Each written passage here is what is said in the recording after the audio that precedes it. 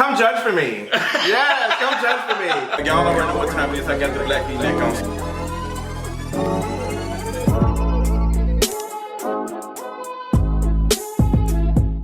So we just got to watching the season finale of Pose season 2. Yes. I thought it was good. It was good. I enjoyed it. I just didn't think it was on par with season 1. Okay, so what happened season 1 that blowed you away? I can't even remember.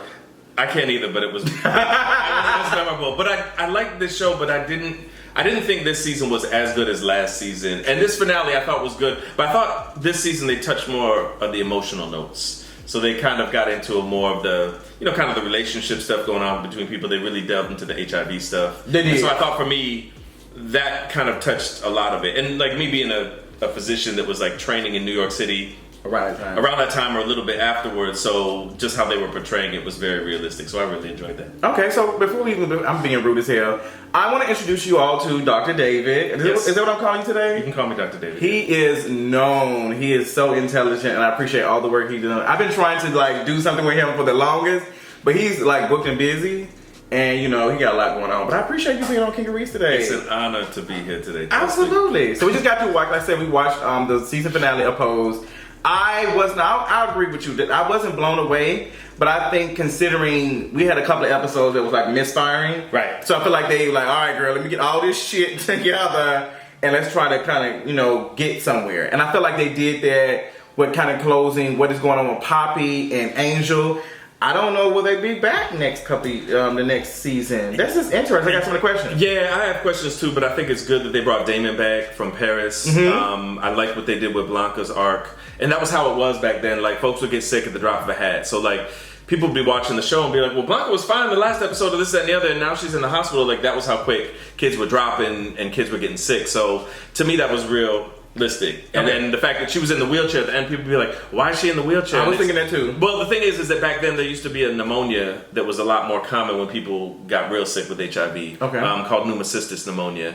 And so it wasn't like throw it off his tongue. It's called pneumocystis pneumonia. You better spell that on the look it up, right? And so what happened was that people weren't like coughing. Like people think of pneumonia like you get fevers, you're coughing, this, that, and the other. But actually it was more of you got short of breath. No. And you couldn't breathe that well. So like the way they portrayed it with her, even though she was out of the hospital, she probably got antibiotics and some other stuff.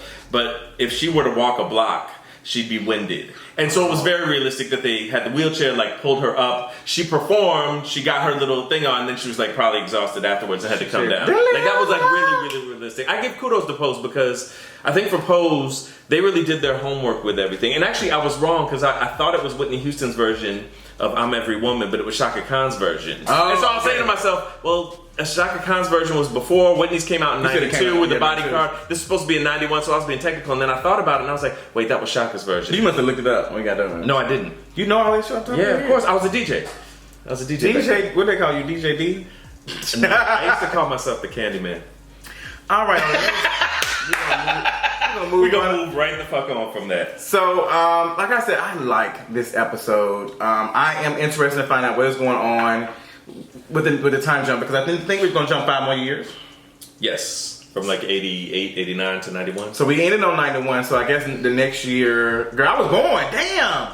So this, I'm thinking about that now because they were in 91. I was born in 87. And my first experience with someone who was living with somebody. I'm trying to do the math. I had to think of it. Listen, I just turned 32 last Tuesday, so shout out to Leo's and all that. I was born in 69. Come on, 69. Really? Mm-hmm. Oh my God. You drink your water, don't you? I do. Absolutely. About 2 liters a day. And an apple a day? Do you be saying that shit? Nah, natural juices and berries. We gon' move. That can go in. Right, move on. Just move on. Period. So, the first experience I had with someone who was living with HIV was my cousin. And I think it was in the 90s where I went over his house and was in South Memphis. And I remember them saying that he was gay and he caught some disease and that's his fault. And he was walking around with an IV. Like, he was literally walking around with an IV. And I didn't know as a child, like, I didn't understand that. But to see this now that you're, like painting it even more for me, like she's in a wheelchair, that was something because that happened to him. Like he was okay, yeah, and it just and they dropped. Yeah, the kids were dropping like flies like that. And I mean, I was doing residency, I was dodoing training after medical school from like 96 to 99 in New York City, and that was before we had a lot of the real good medication. So what was happening was that we had it was called the AIDS floor. at the New York hospital. It was on East 68th in New York, on the east side of Manhattan. And we used to be busy. Like, we had 20 rooms, and it was everyone had to be by themselves in their room because they had certain diseases and stuff like that. And we'd always be full with like 20 patients. And so we're seeing 20 patients every day. But some of these cats were dying like right in front of us, and we could do nothing but like hold their hand. Wow. Like through it. So it was really intense. So it's real different from what it is today. And I think that's why, like, when people watch this now and they see the flashback, they're like, and people will ask me, like, was it really like that back then? And I was like, yeah. You said some people were asking, like, where is the community at? Like, when people are dying now, why are we not, like, holding folks and being there? Because Portrayal had said, girl, when Blanca went to the hospital, he said, I'm going to call everybody to make sure everybody's in there. Like, you're not by yourself at all. Yeah, and I think people still do that to a certain extent, but I also think we've kind of gotten to a point where there's like a lot of stigma. So like, and then you can even break it down to like who's undetectable, who's not. Come on. And all these kind of other things happen with this. So I think back then there was a lot of community. I still think there's community now, but when you have a sense of urgency, like you know you're about to die, like you're not gonna mention, like when that scene where Blanca like had him bring out the book and she was like basically doing her will and writing down who she was gonna give everything to. Like that shit was real. And when you have that sense of urgency, if you think of like Marlon Riggs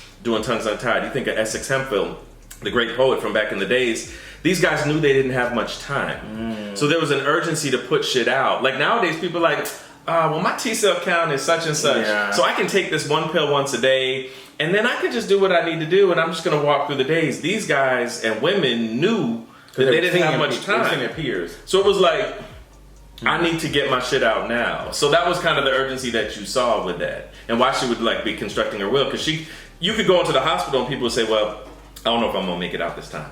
So that's how real it was. Yeah, because we saw Portrayal go to the hospital. Right. And then he came back. Like, he was good. Did we see anybody else go to the hospital? I think Portrayal's partner when he died. Yeah, he did. Yeah. But Portrayal got better. Yeah, Portrayal got better. And it was interesting seeing, you know, I don't know how I would feel if I was Blanca, like, right now. Because I don't know if I would want everybody to see me like that. Yeah, people didn't care like that. You were so sick. You felt like shit. You were probably just happy that someone would be there by your side. So interesting. And so, yeah, Portrayal being there was really a good thing. Okay, so I really thought they were setting up for Blanca to die. Because that was the rumor going around that Blanca was going to. She was going to die? Yeah, but I think that Blanca was I think her health probably deteriorated because she lost her kids. And she became depressed. And nobody could tell because she wasn't doing anything. And we talk about like how, you know, if like some people go through depression and that affects their immune system. Right, I was going to say, that's such a good point. I hadn't even thought about that, but like for someone like Blanca, that her whole thing is about being a mom. She was feeding she's very maternal, and so her kids are leaving. Like there's this disruption and everything. Her relationship with Portrayal is going through some shit. That all affects her immune system. So and people don't realize that. Yeah, it's not a surprise that like she got sick at that moment and went in because all this stuff. And then when people started to come back, you see her get stronger and stronger and stronger. So I think that was a message. They've always had that message about like family and how it doesn't have to be biological family, which I think has always resonated from the 80s and 90s up until now. Like you're born with certain people in your family, but they aren't the chosen ones that you want to be with. And my argument is always, I share DNA almost with primates. I don't hang out with them like that. Me and my mother had this conversation like a while back, and like a couple of months ago, and I think it was a while back. We always have conversations. Right. And I went to Detroit, and there was an auntie there. She's like 85. Shout out to her. I got a chance to see her, but my mother was like, "You need to see your family. You need to see." I was like, Mama, family is different from me. I'm not going to be giving people energy and space just because of what title and we share the last name. I need to feel that I want to be around you. Right. I need to feel involved because if I give family so much emphasis and say that, oh, this is such and such, so they're gonna do me right. That's not always the. Yeah, and it's so good with Pose because the ballroom culture was so much like that. Like they call people mothers and fathers, and I mean. Anyway, in the LGBTQ community, we do that no matter what, but it just seems to be more pervasive and more urgent and more dire for the ballroom kids because you see, and even at the end scene when the two 14-year-olds have been kicked out of their houses, one was coming from Denver, like that was how it was, like these kids were teenagers and were really fucking young. And so when they're so young, they come to these places because they can be held and cradled and nurtured not the way they were not nurtured when they were with their biological family. So it's actually a really good thing to say that. But we do that in the LGBTQ community no matter what. But for the ballroom kids, especially the trans and the gender non-conforming kids, like they need it more than anybody else does. Absolutely. So what do you think about Ricky and Pray Tell's relationship? We saw that they are still going strong, and Pray Tell said that, you know, we're taking it slow. He does have the keys to my house, and the sex is amazing. So Pray Tell is like, what, 20 years older than something like that. Yeah. So a lot of people are disgusted by that. What do you think? I don't have any problem with it. I think that as long as it's consensual and then we understand power dynamics. Right. And I think Pray Tell, he was held accountable about his community. Alexa held him accountable. His counsel held him accountable. Right.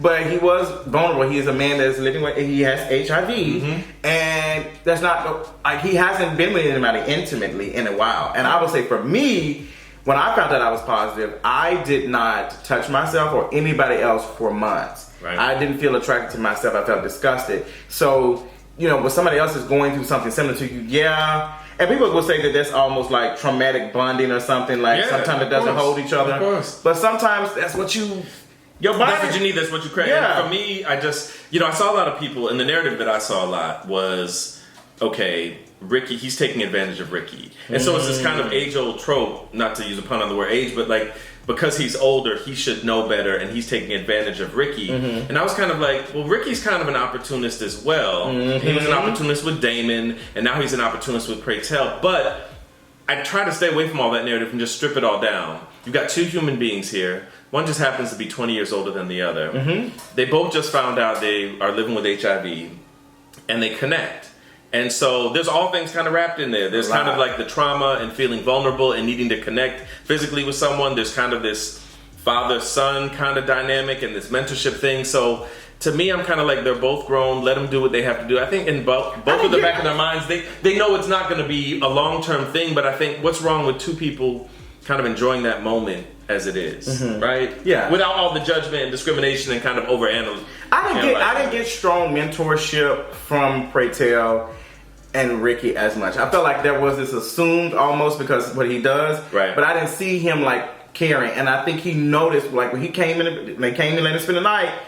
He said, "Girl, good night," and closed the door. And he said that he wasn't trying to go there. He was not. And I know when people use the word mentorship to get folks. I didn't see it before. I've heard about it. But Pray Tell didn't give me any of those signs. Nah, he wasn't trying to do that. He didn't. He was not even interested. He knew that it was not right.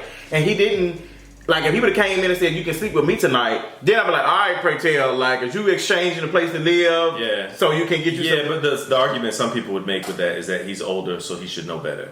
And so they would basically say, well, you know what, he's older, so even if Ricky initiated everything, he has to be the one to be like, nah, you know what, this isn't probably a good idea, and you were with Damon, and what is this going to be? I'd be taking advantage of you. That was the wrong thing. And so some people would say that. I don't believe that because I'm kind of like, well, Ricky kind of set this up. But some people would argue that, you know. But I wouldn't give. I understand, and I have to be careful with that because I don't want nobody to sit up here and think that I'm okay with shit like R. Kelly, because y'all know y'all would call.